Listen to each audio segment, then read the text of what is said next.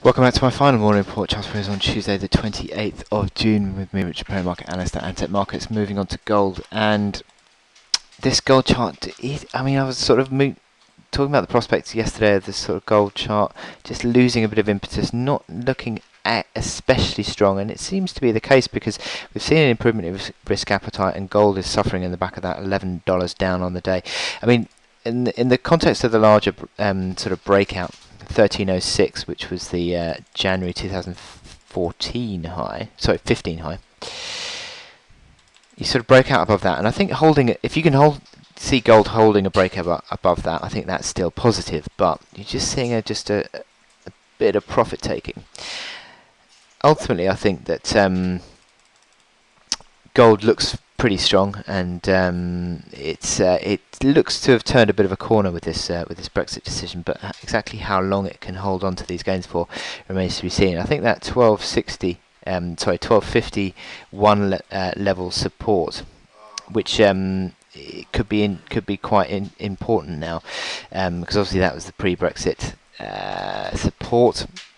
But what we're seeing at the moment is a correction. Now you need to see, I think, support forming around 1300 to 1306 for the near term, because you're seeing this sort of consolidation that could turn into a bit of a top pattern. You could argue 1306.40. You could measure that from 1335, so it's like almost $30 really. So if you saw a move below 1306, arguably that's targeting like 1277, 1276. So you could see a move back towards those levels on a technical basis if that breakdown were to be seen. 13 figure area was a bit of a resistance from prior to that as well, and also round number support as well. So old resistance turns into new support.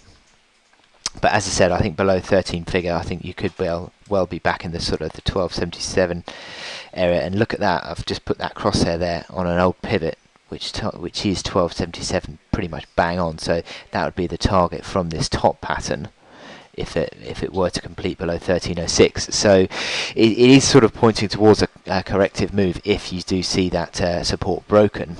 As these momentum indicators unwind. Much beyond that, I think it would be interesting to see if that support at, as I said, 1251 holds. But at the moment, it's looking increasingly as though we might get a corrective move on gold.